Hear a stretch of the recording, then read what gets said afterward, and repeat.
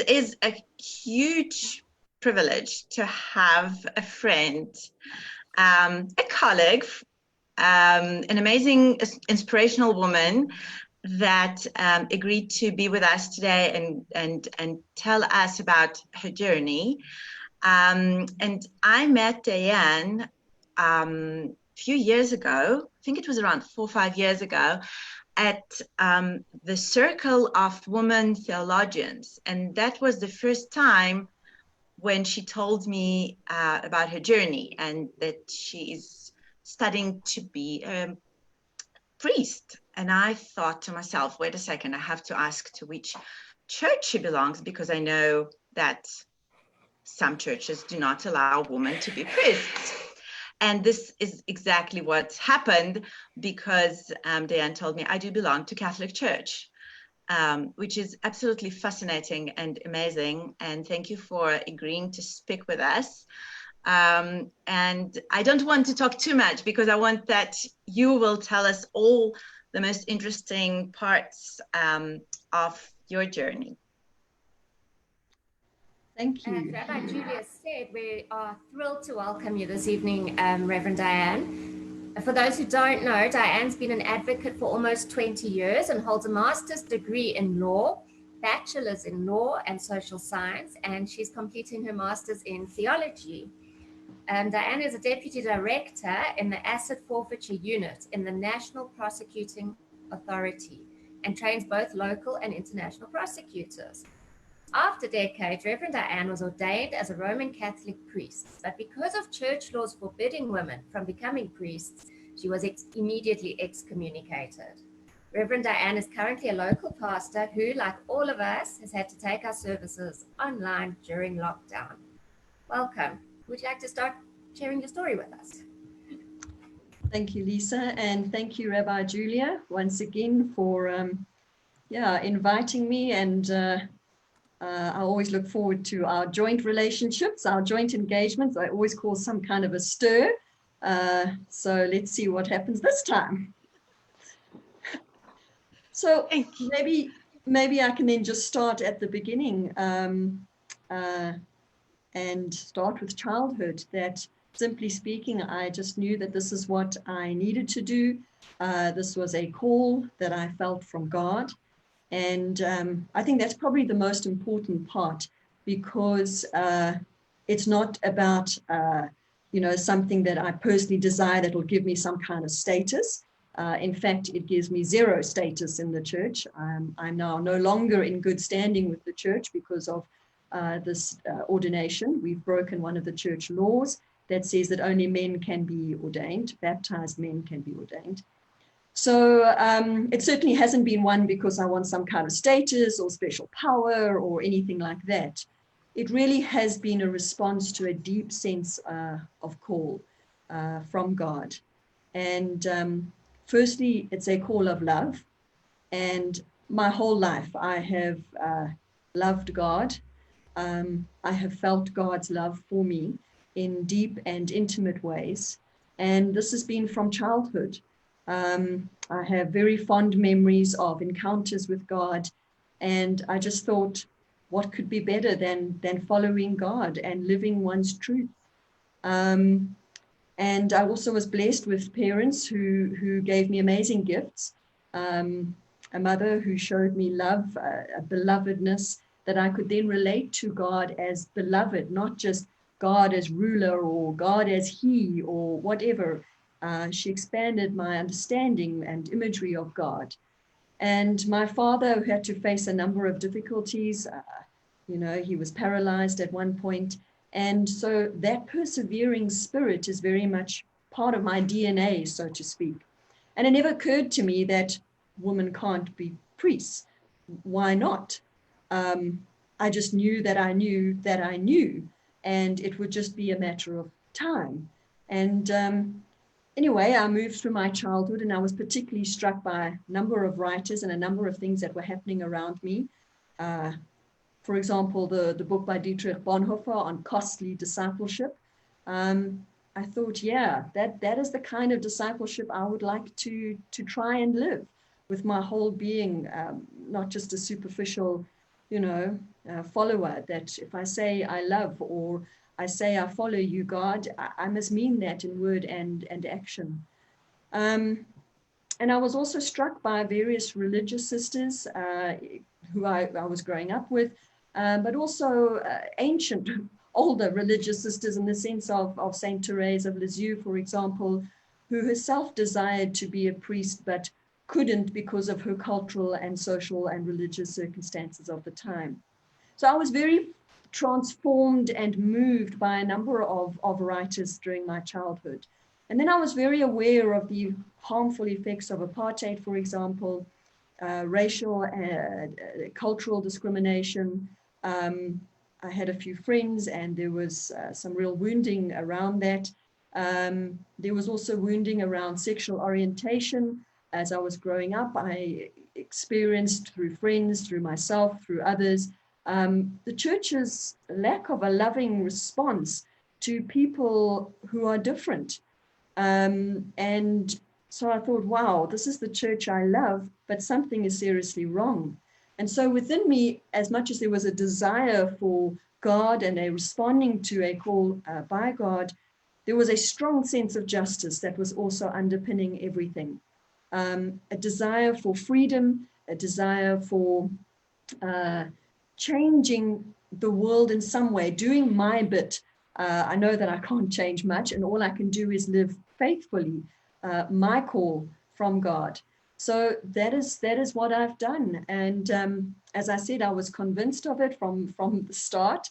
Almost, I think it's Jeremiah who says, before I formed you in the womb, I called you. There is that kind of a sense that I lived with. I don't have my one friend is here, but I used to pretend that I was saying mass as a child, and she would have to be the congregant. Again, never occurred to me that this is not what women do or girls should do. And then the call remained, and I thought, well, I'm also wanting to skill myself and be able to live in the world and also be able to contribute in one way. So I went onto the legal path, and I became a lawyer, and in particular an advocate. And I know it looks like somebody's from the States. What I am is the equivalent to perhaps somebody who works in the DA's office. So I prosecute, I also recover the proceeds of crime. And that speaks to my sense of justice, the sense of community, the sense of wanting to rebuild relationships, rebalance the harm that has been done to society as a whole. So what I currently do in terms of a professional career is very much part of my call from God. But again, it didn't leave me. And so I, in 2004, which was, I was on a pilgrimage to Israel. And in Jerusalem, I happened to walk past a shop that sold stoles, priestly stoles. And I thought, here is my stole. I've got to buy my stole in Jerusalem. And why not? And where else would you get a stole? You know, for heaven's sake, my leader comes from here. So I thought, okay, and I separated from the group, and I quickly went in to buy the stole, which I was not going to be able to explain to any other person on the pilgrimage group. But I needed to do that for me. It was my yes, and my continued yes to God. And I knew that it would happen one day. And the one day happened about 4 or 5 years ago, when I heard that Patricia Friesen was coming to South Africa. And she was the first South African who was ordained as a priest. And she was then now and now a bishop. And she was coming to do some talks.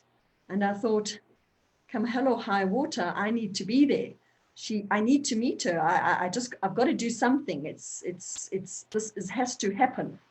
And I remember walking into the room, and there was something that was about a recognition in each other, that I knew that I knew that I knew, and she knew that she knew that she knew. And that's when the journey started. And so I was ordained in, January last year. So I'm brand new in a sense, but Actually, I've been priest most of my life. I see my career, my work as a vocation. I see it as part of my priestly work, my priestly ministry. It's about justice. It's about community. And this is certainly what my call is about. It's about liberation. We have too many male images of God.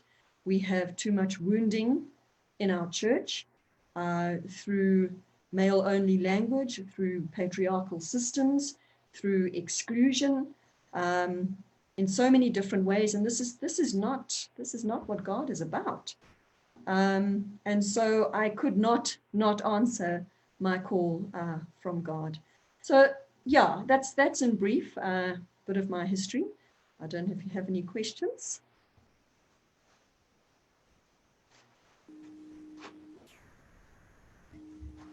You're muted. Can you believe they're muting rabbis here? Just change the word church to the synagogue, and it will be absolutely the same, unfortunately. Unfortunately. So, yeah. Unfortunately. But we're changing it. We are one step and one person at a time. When I say person, I'm meaning all of these gathered here today as well. It's not just me, for example. I am because of you, and that's also what our saying is here in South Africa. It's the spirit of Ubuntu, that we are because of each other. And the more that we can as a community walk together, that is how we can change things. Absolutely. Dianne, if I may, sorry, I grabbed it before you. I am a member of Parliament, as I'm sure many of you know, and in the same way as you use the church as your means of ministering, a lot of what I do in my work as a member of Parliament and what I did as a ward councillor before I became a member of Parliament is I have used the concept of tikkun olam, the repair of an imperfect world, to drive what I do every single solitary day by helping people less fortunate than myself in whichever way I can. Right now, my biggest commitment and my biggest sapping energy source is that I am one of 4 leaders of a quarantine squad who is helping repatriated South Africans who have come into South Africa from overseas get through the journey of transitioning from wherever they've come from, whether it's Italy, whether it's Germany, whether it's Mozambique, through the 14 days of quarantine before they're allowed to go home. And we are their support infrastructure. I have spent hours and hours and hours talking people off ledges because they have been in isolation for upwards of 30 days, upwards of 50 days. And it's, Rabbi knows that she's heard from me before that if I had my life over again, I would either be a rabbi or I would be a doctor. Those are my 2 choices. Those are the choices that I said I wanted to be when I was 12 years old. I remember telling my mother I wanted to be a rabbi when I was 12. And I was an Orthodox Jew. And she said to me, it's never going to happen. And I said, watch. Watch. Watch. We are doing rabbinical work in our own different ways. Yeah. Yeah. The call is to all of us to live our vocations as deeply as possible. Indeed. Alan, you had a question? Yeah, I have let me develop the thought, but it has to do with generational ideas in your how you approach your Catholicism, I guess I would say that. So as you probably know, in the Reform movement, which I'm an active participant in, is the first Reform woman rabbi was ordained in 1972. A dear friend of mine, Sally Prasad, who is, you're going to add something, Rabbi?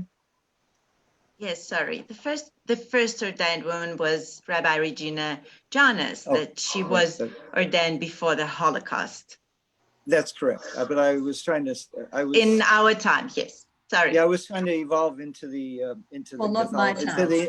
into the institution issue. Okay, so because I'm reinforcing your point that Judaism comes from a patriarchal approach, as does the at least the priesthood in the Catholic Church, in the Jewish movements, of course, we have these multiple streams, of which I'm proud that the Reform movement has made the steps that we've made that leads us to have this wonderful rabbi with us today. However, if you step a little closer, it's not as close and solved as it needs to be. And I wanted to just make that point. And what we see, or I see, sometimes has to do with generation. So that was kind of my question in orientation, is that, do you see that younger women and men approach to the sensitivities that you're exhibiting, or is age not so significant? No, I think my simple response would be that I'm not seeing it necessarily generationally. I think it's across all generations. Some are for, some are against. In fact, it's quite surprising that many young people are against it. There's a huge wave of conservatism that's also flowing through our church at the moment. So it's not, I would say, generational. I certainly know of many older people who have yearned for this reform for years, decades, their whole lives. So no, I wouldn't say it's that in terms of my experience and my context. Thank you.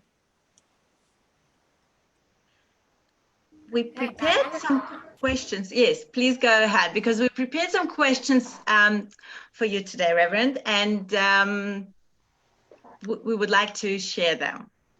Okay. I've seen Nontando's hand. I don't know if she can just ask a question and then we can go to the video.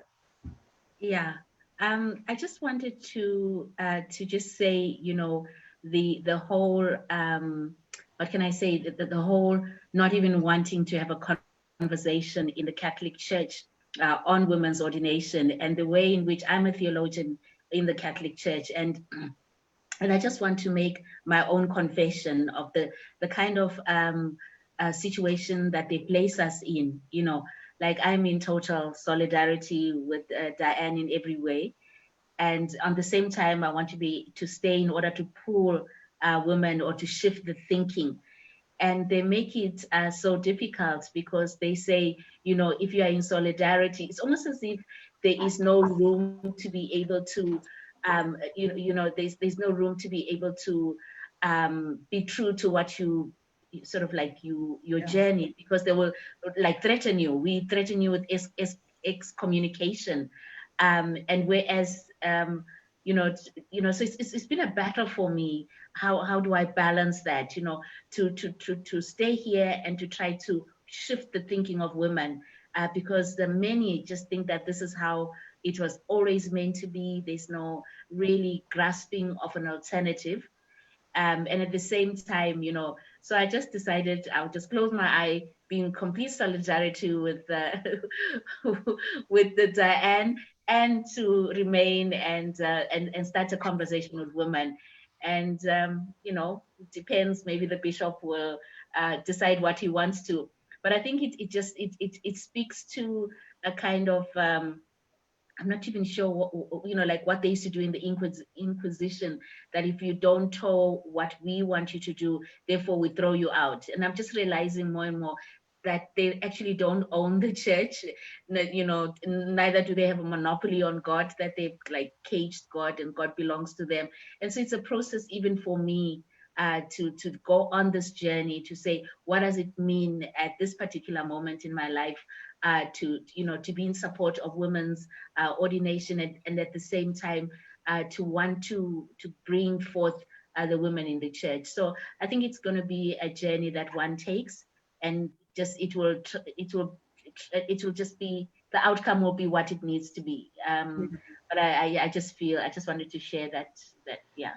Thank you. If I may respond to Nontando, because I think she raises a number of critical issues. The one is the difficulty that many Catholics are placed in. If they support the issue, their jobs if they are working for the church, are definitely compromised. I know of at least 2 who have been compromised severely in that way. I know people's reputations. I know people are questioned because of their association with me. And I've got, we've now developed a saying, if you like, that even the powerful witness of friendship is something. So I may not stand on a platform and go with my placard all over the place, but simply being friends with someone on the inside, so to speak, is a powerful witness. They cannot legislate against friendship. And so I am deeply grateful for those in my community and friends like Nontando in particular. But they are stepping out, and she has definitely right now made a very bold statement. And I pray that the bishop does not take any steps, because this conversation has to happen. The church needs to move. There are certainly movements here and internationally especially where the calls for ordination of women in the Catholic Church are getting louder and louder. And in fact, the less the church listens to us, and I mean the church as in the male clergy, it's more looking worse. Their credibility is, I think, being compromised.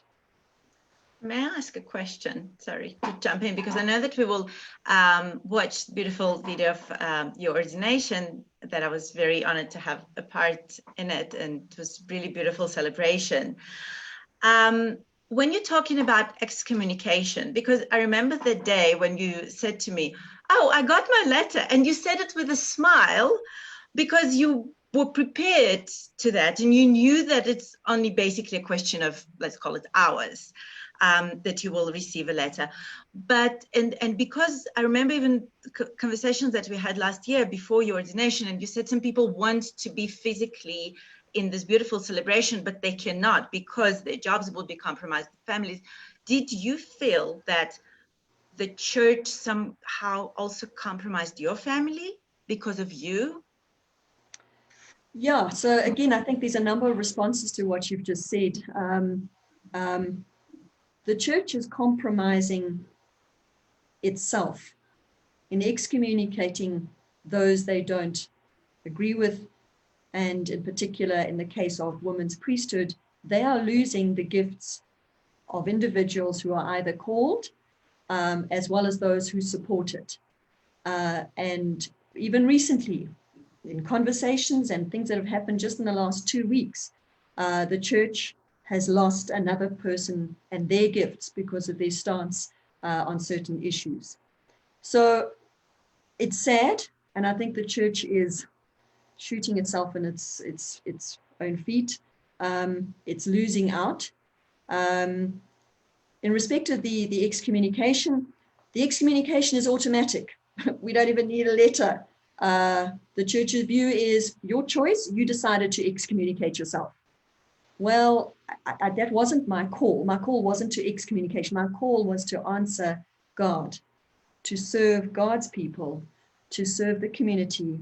And as I think it was Madeleine who said about repairing the world, that's where us priests find ourselves, repairing the Catholic Church, at least. There has been significant wounding. We know of the abuse crisis, for example, that needs serious attention. And many of our priests minister to those who have been abused. I can't see how the church thinks that is wrong, that deserves excommunication. I think the church is in a serious credibility place. Regarding excommunication, my own feeling towards it, I have different feelings around it. The one was, it's a piece of paper, it's a man-made law. And I mean man-made. My faithfulness to God is my priority. My faithfulness to my call from God is my priority. And so it actually almost pales in significance. It's just a piece of paper. It becomes much less meaningful because I know that I'm called by God and I deeply love my Catholic faith and the Catholic Church. At the same time, there is grief because this is my home, my spiritual home in a sense. And by excommunication, it means that I'm still Catholic, but I can't have any of the sacraments inside the church.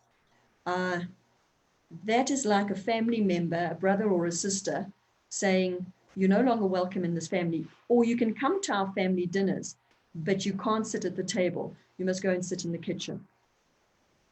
That's not love. That is families hurting and wounding each other. And that's not okay. It's not what Christ was talking about when he was talking about love and how to welcome each other and how to be with each other. That's against the teachings of his disciples and himself. Exactly. You've hit the nail on the head. Table fellowship is what you and I both share in terms of our faith. And that's about inclusivity. It's about feeding. It's about nurturing each other around a table. The family table has become a place of wounding. It's not okay. Thank you. Lisa, can we please, so we wanted to share a video with all of you. It's a short video, just less than 4 minutes, that captured that moment when Dianne was ordained. It was January last year.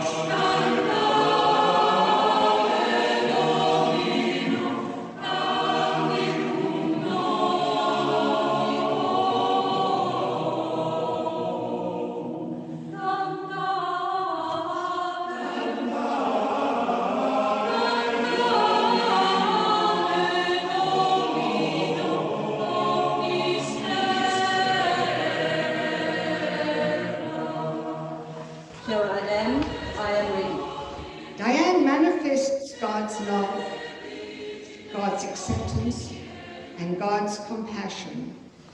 And in so doing, she lives the word. In all she does, by her example and encouragement, she enables God's love to be accepted and personified in others. To me, this is the nature and the work of shepherd and priest.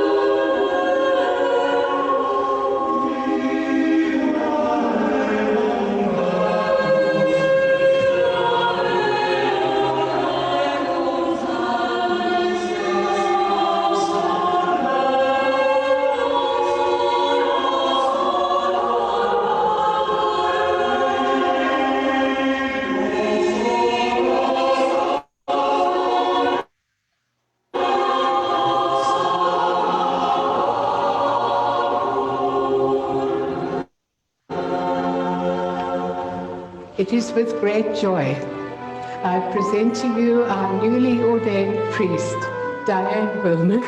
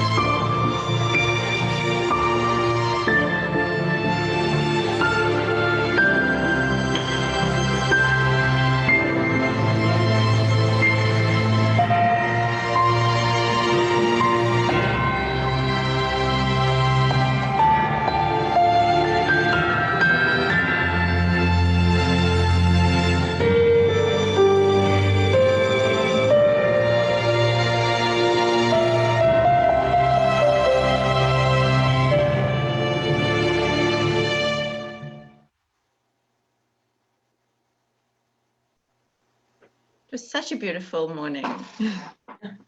I watched this video so many times, and every time it's just very special. And it was so powerful, I must just say. I don't know how much I've shared with you, Julia, that you being there was such a blessing. You there represented that union of faiths, that we don't need to fight each other, that we don't need to look at difference as something that should divide us, but something that should welcome us. We have lots of deep mystical roots and history that we both share. And so thank you for being part of that and for your blessing at that service. Thank you. Thank you so much. You're always inviting me to be there. And when you mentioned that during your life, you always felt that when you're working with the law, when you're becoming a lawyer, an advocate, this is also the calling. So I think this is how I see my life, that I prefer to focus on the things that they are common to us and that we share, instead of focusing on things that divide us. And I think this is why every time when you're inviting me or I'm coming to Nantando's services, I feel so comfortable and I can understand from where you're coming. So it's all, I believe, in how we see the religion and how we see people that create the religion. Yes. Yeah, the two are very different. Reverend Dianne, we have a question here. Could you tell us who your mentors have been through life, the priests who's encouraged you on your journey to your formal priesthood? Wow, I think there are many. So immediately would be my parents, their support no matter what, the strength of their faith convictions, their faith commitment, did a lot informing me and my own faith. So their example was very powerful to me. Also more what can I call them, ancient mentors. If you think of, like I mentioned, that Saint Therese of Lisieux, others like Dietrich Bonhoeffer and costly discipleship. Nelson Mandela, in our own context, also very moving. He gave his life also in many ways to something that he believed in. And that's very much what we do in our movement, is we don't talk anymore, we walk the talk. We live the change that we wish to see. The debates have gone on for long enough. The debates are almost stale. They're not moving the issue further. We need to act now. We need to lead by example. And so Nelson Mandela was certainly one of my mentors, so to speak. And on that note, I think this is the perfect question that's come in the chat group, and especially with walking the talk, and it's for both you, Reverend, and for Rabbi Julia. if you had a message for a young person from the LGBT community who feels that they have a calling to the priesthood or the rabbinate, what would that be? It would come and talk to one of us. Let's have a conversation. Let's see where this dangerous conversation will go. You're most welcome to come and speak to any one of us. We have a website that's obviously an international one. And then there are 4 of us here in South Africa that are available as well for conversations. So there's something that can be done. And the same from the Jewish point of view, because I think, and as part of the progressive reform movement, I'm blessed to be in the movement that will accept everyone, and we do not discriminate against any gender and sexual observance. Therefore, those people who would like to be part of the community, they are more than welcome to come and speak and have coffee and chat, and always welcome. Before we go on to one or two of our formal questions, there's an excellent question here, Reverend. If you were to baptize a child or conduct a marriage, how would those people's statuses be recognized by the Catholic Church? Very good question. They wouldn't be by the official Catholic Church, and we would make that very clear. That you wouldn't be getting for example, a baptismal certificate from us that the church would recognize, the official church. So, for example, if you want to send your child to a Catholic school, it probably wouldn't be accepted. But we would certainly give a certificate to show that we have performed the baptism. It has taken place. And well, that's what the parents have chosen, and the parents know what they would like for their child. And these are all part of the discussions beforehand. So everybody is doing everything well aware of the consequences of their actions.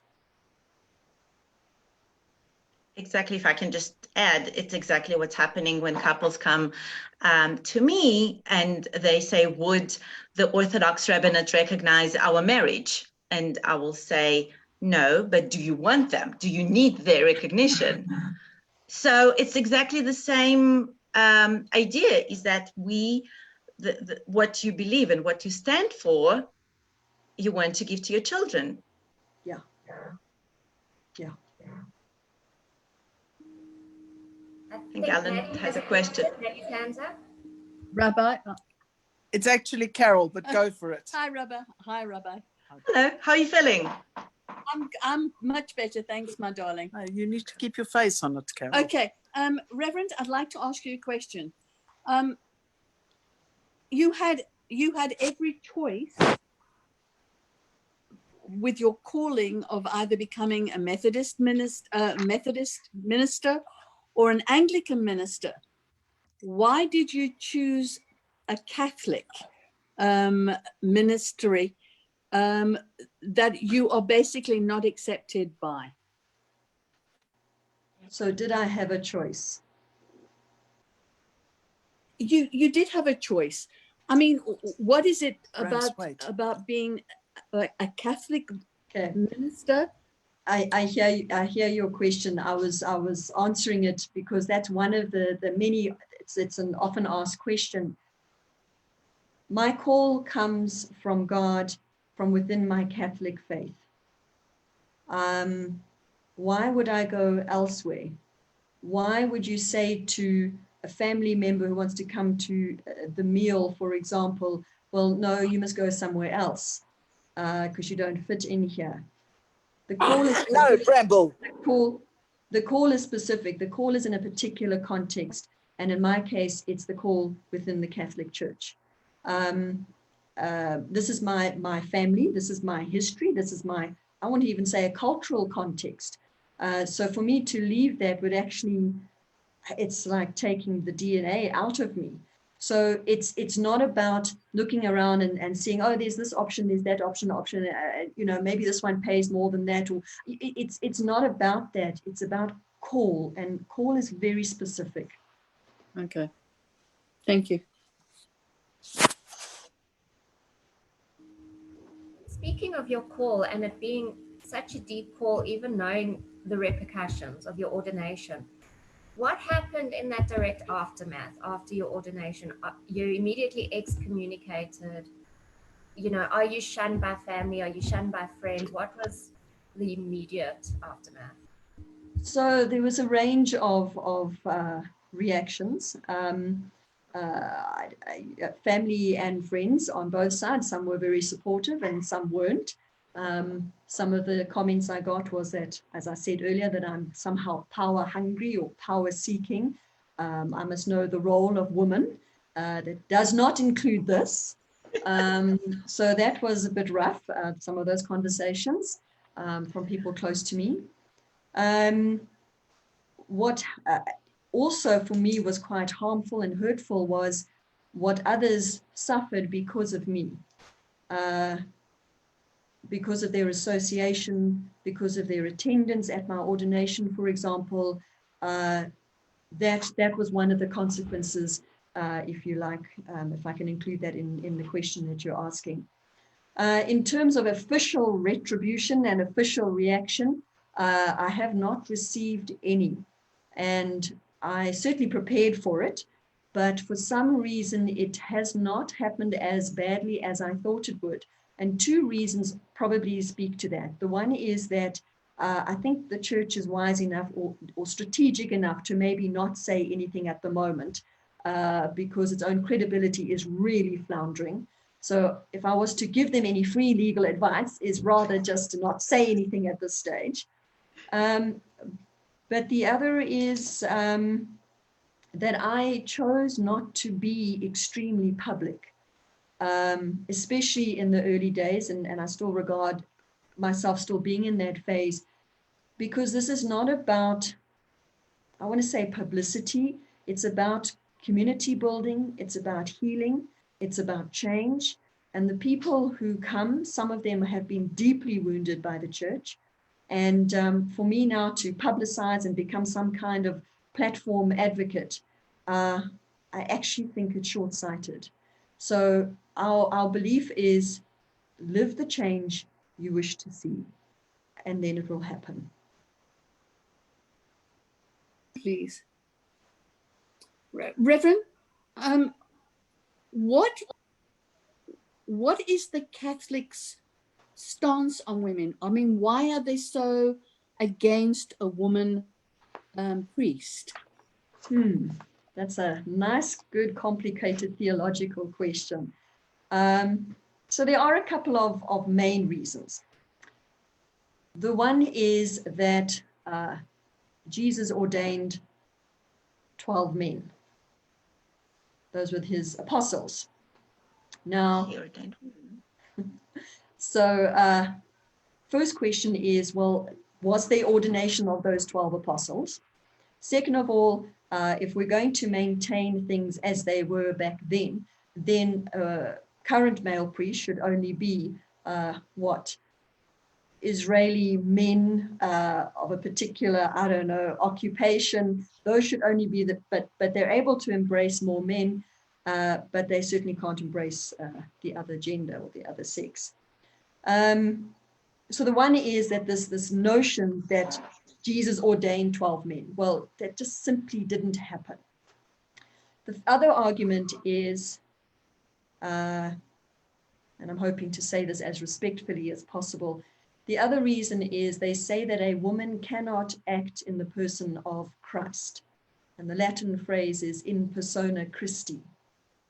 And this is particularly used in the celebration of Mass, of the Eucharist, because the church's view is that if a woman stood up and celebrated Mass, the faithful would get confused because the person who must do that must look like Jesus, must have a close resemblance to the male figure. And so we would get very confused if it was a woman who was celebrating the Eucharist. I find that offensive, not only to myself, to my gender, to my sex. I find it offensive to all of us as faithful to assume that we would be confused that this person is not Christ and this person is Christ. I think we have a very limited view of what and who Christ is. We have a question here for you. This Pope is quite liberal. Does this give some hope that the Pope will be part of changing the church to ordain women? Yeah, he is certainly liberal, well, more liberal than most. He has made great strides in the sense of at least opening up dialogue on the issue. For example, a couple of years ago, he commissioned a committee to look into the existence of deacons in the early church. So he's made some strides in that way, which is in a Catholic context radical, that we can even talk about this subject. But he's still someone who works within an institution, a structure, and he's trying his best to bring in change, but there are huge challenges and there is huge resistance. So he's trying to navigate between all of that, but I think at the very least what he's done is to have conversation on the issue. But I certainly don't see this, by the way, sorry to come back to your question, as happening in my lifetime, that all of a sudden the ban on women's ordination will be lifted. The resistance is extremely high. Okay, I have one or two joint questions for Reverend and Rabbi, but I thought now would be a great time to talk about whether or not both of you have noticed a shift in faith during lockdown and a shift in worship and maybe an increase in service attendance now that we're all online. Yeah. Definitely. Yeah. I think it was good for religion. It was good for churches and synagogues and mosques. Yeah, I think this is a great time for all of our faith traditions. It's challenging old ways, limited categories, limited understandings. Certainly in my context, it's challenging sacramental theology. Well, you know, can God work remotely in someone else's home and house and through them as opposed to just the priest? Wow, what a radical question. I don't think it is, because God can, but this is the kind of theology that is being challenged today. What is the role of priest, and who is community, and is an online community a community? And it's raising significant questions like that. But certainly in the short time, relatively short time of about 7 weeks or so that I've been online, it's been phenomenal. I can without a doubt say that God is moving, the Spirit is moving. Not only just the experiences that people have shared with me, but also from seeing the gathering grow each time we gather, and the communities are connecting around the world. So it's becoming an increasingly international community. And just someone today shared how wonderful it is to have family joining the services from all over the world. For the first time in decades, they can come together and be part of the service together. That's amazing. If I can just add, because as they say in Russian, I sign on every word that Dianne said, because we felt the same, exactly the same sentiment. But also, I think the beauty in, again, progressive community is that we're having Friday night services, we have Saturday morning services, we had huge festival of Pesach, Passover, that just was immediately when the lockdown started, and we were trying to understand how is it even possible. And many people shared that those were the best services because of the reason of having family, that if it was only in the physical home or synagogue, it wouldn't be happening. But also, yes, and I wonder if you feel the same as a clergy. And I know that we spoke with our cantor. For rabbi, it's much harder to do services online than on regular, because we do not receive this beautiful energy and the feedback from people. So I have to say that when people told me, oh, but it's so convenient, you don't need to be in the traffic and you just come to the office and you have the synagogue.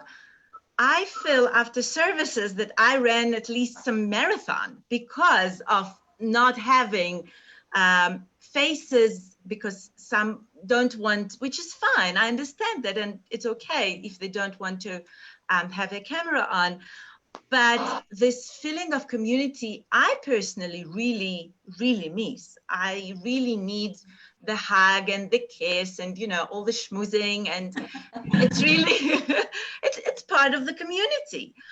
But with all that said, the idea of having international and sharing ideas, and also to be able to bring people and speakers is just absolutely phenomenal. Yeah, yeah. And I think the invitation is for all of us to look at what the question of, well, what does it mean to be community online? And it is different, and it has been different. But this is maybe a different kind of community, and we need to build on that and try to figure out this new thing, this new beast, so to speak, and how we can respond.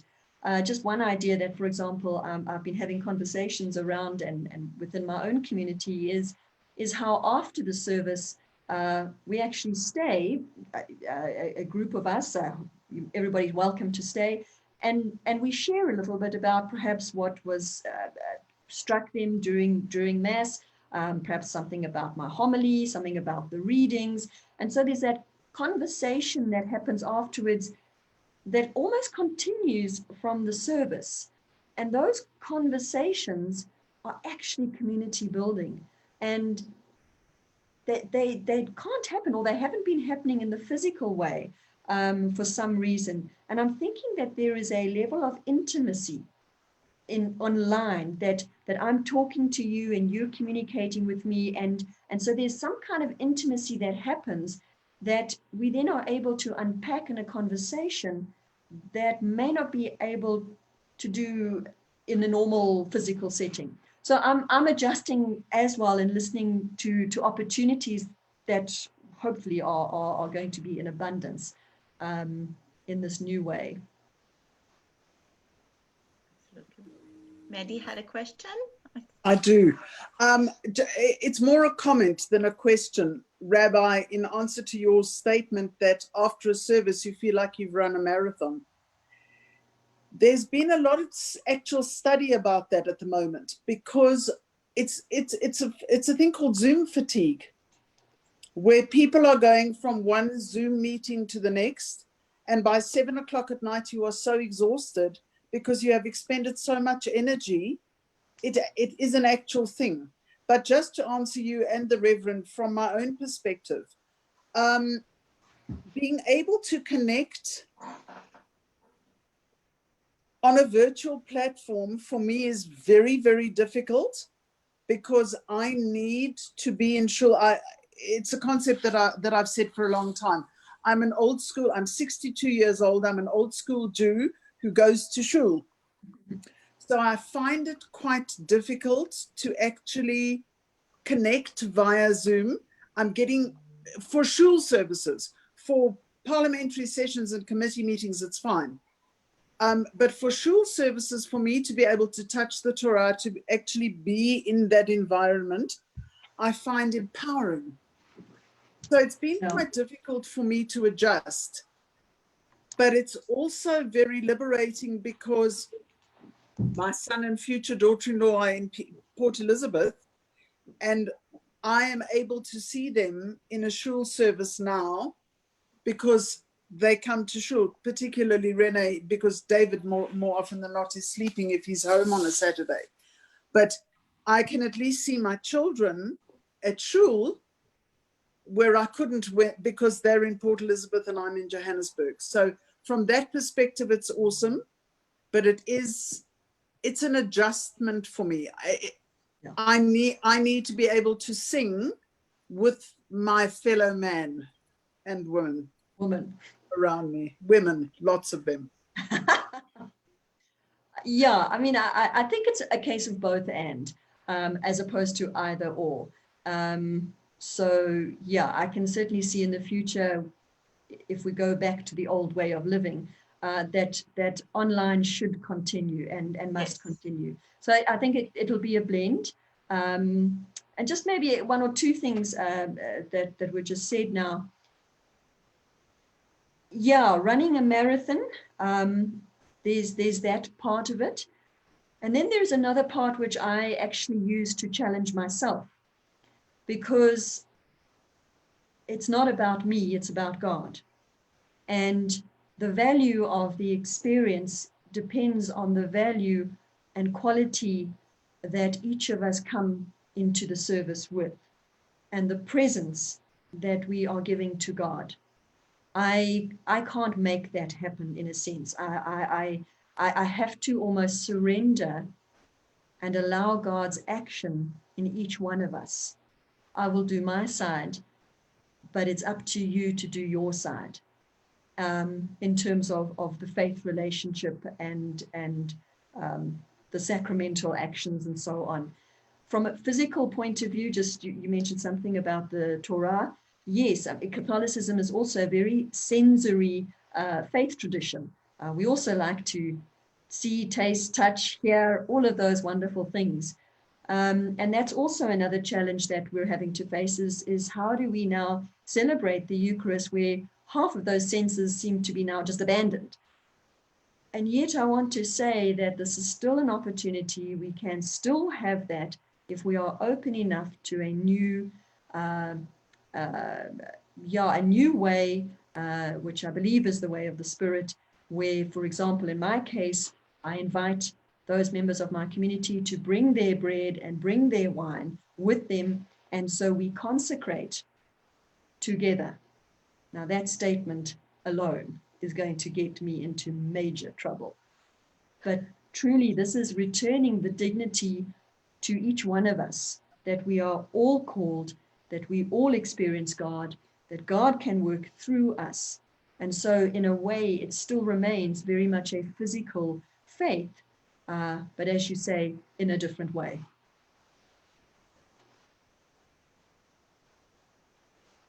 And I think that's something that you can speak about as well, Rabbi, when we're doing our wine and our bread on a Friday or Saturday. And, you know, you've encouraged us to carry on baking and to fill our wine glasses and say the blessings together. There is one small problem with the wine glasses, because there is no wine, because there is a lockdown, which is, I'm not going into the political, I'm not. I just checked that in my 2 previous countries that I lived, meaning in Israel and in Russia, no one even would think to do such a thing. I'm just saying it. We no comment on that. Just for the point of reference, okay? But the idea, I even suggested that we will all bake cakes, and I'm still thinking how we're going to celebrate Shavuot when we will all bake cakes. But then, how are we going to? But we will come with the idea, because I believe that the spirit is what's important. That feeling that we will all have, that on Thursday night we are, and the Torah is more important than the particular moment of physicality, how we baking the cake. And this is, I think, what allowed me to continue and to encourage people. And we do Kiddush together. And I think it was just absolutely beautiful and very uplifting. And Reverend Dianne, I mean, you said something quite poignant. Zoom has been an opportunity to build community. And just looking at our Zoom room tonight, we have people from America, from Israel, from Cape Town. And it's been incredible. I know from Australia. Australia, absolutely. And I mean, I know just being in lockdown, I've met and spoken to more people than I would in an average sort of week. Yes. And it has indeed been a blessing, and it is what you make of it. Yes. In every curse, there is a blessing. And I think for the communities and for religious leaders, this was the blessing, is a blessing in this curse of the pandemic. Yeah. I have one more question for both of you. And again, looking in this Zoom room, we are so blessed to be surrounded by amazing women leaders, community leaders, clergy, and I mean, you're both a huge inspiration to all of us, not just within your own communities. Could we see you working together in the future and encouraging women particularly to be proud of who they are? Absolutely. Oh, yes, definitely. We are trouble causers. When Reverend Dianne, when Rabbi, she was giving... how many times have you and I said girls rule? Absolutely, absolutely. Many times since I think we met and started to do services together. But when Reverend was giving us a beautiful speech at the opening, at the official opening of the of our shul, the 10 commandments, they dropped. They just and I remember that everybody started, people were quite nervous. And I said, you know, sometimes it doesn't have a meaning. It's just something that fell because it didn't stand correctly. And I think this is what we need to remember, that sometimes we do need to take, and we all need to remember that we together and we blessed to have such powerful and amazing women leaders in our communities. And when I say in our communities, I'm talking about the human being community. And there is no differentiation to the religion.